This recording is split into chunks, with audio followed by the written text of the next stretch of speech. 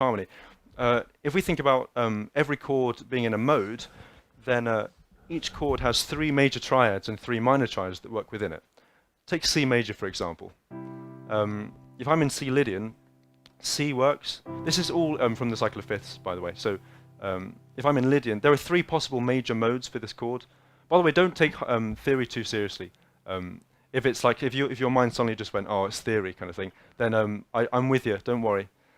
This is a nice, neat way of understanding it. So this is C major. There are 3 different modes that might work with this from the major scale. One of them is Ionian. So it's fun.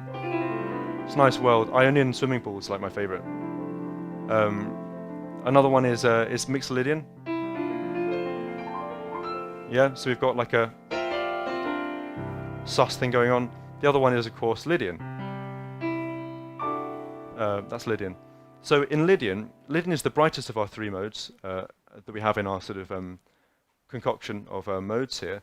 The brightest one takes the 3 triads on the harmonic on the cycle of fifths, which are the 3 most east, I suppose. So C, G, and D all work with this.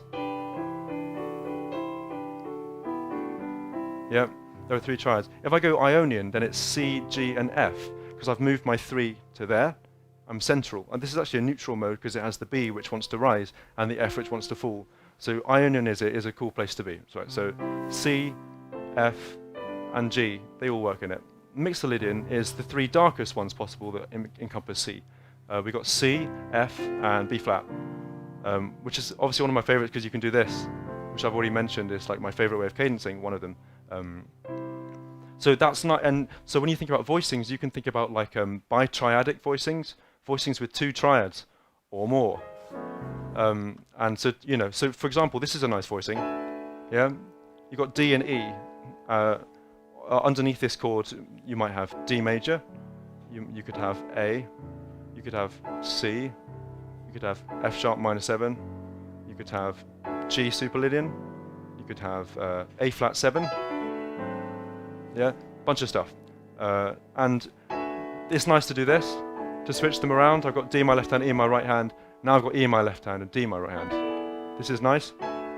And you can do fun things like, so it's moving in contrary motion, so every part has a destination.